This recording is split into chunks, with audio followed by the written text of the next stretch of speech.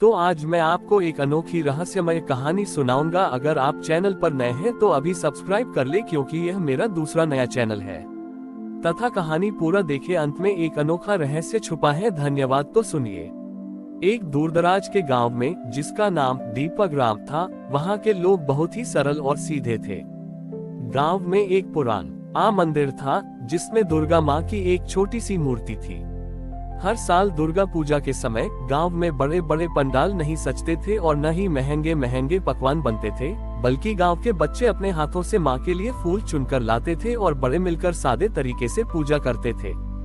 इस साल दुर्गा पूजा से ठीक पहले गांव में एक साधु आए।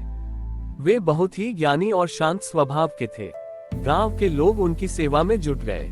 एक शाम गांव के मुखिया ने साधु से पूछा, गुरुदेव, हम वर्षों से दुर्गा पूजा करते आ रहे हैं, पर हमें यह नहीं पता कि माँ की सच्ची पूजा क्या है।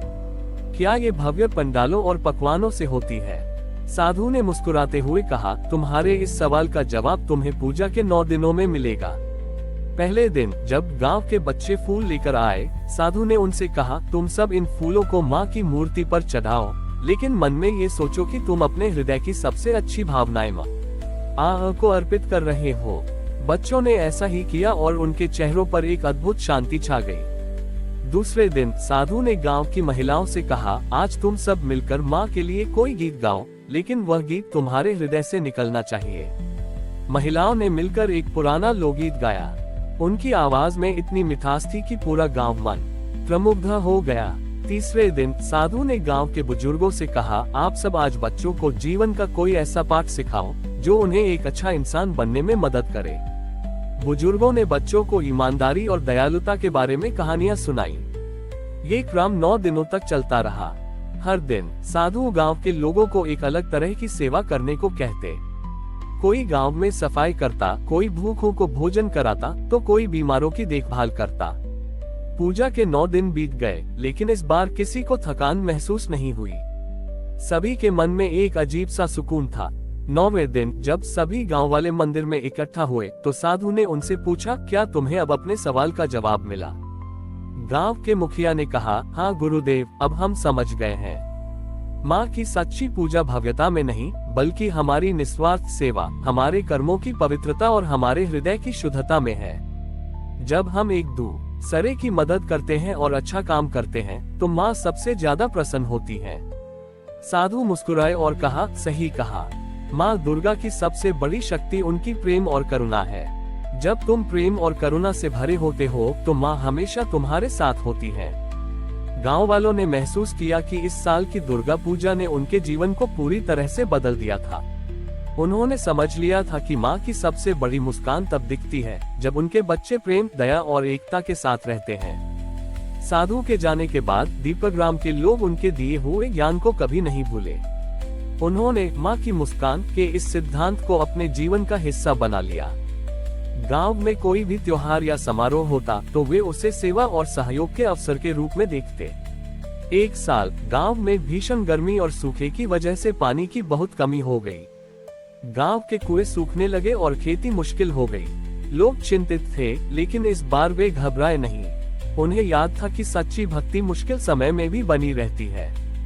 गांव के मुखिया ने सभी को इकट्ठा किया और कहा, इस बार हमारी दुर्गा पूजा पानी को समर्पित होगी। हम माँ की कृपा से नहीं, बल्कि अपने श्रम से पानी का प्रबंध करेंगे। पूरे गांव ने मिलकर एक बड़ा तालाब खोदना शुरू किया। बच्चे छोटे छोटे बर्तन में मिट्टी भरकर लाते थे, युवा फावड़े चलाते थे और बुजुर्गों ने उन्हें सही दिशा दिखाई। महिलाओं ने उनके लिए खाना बनाया और उनका हौसला बढ़ाया।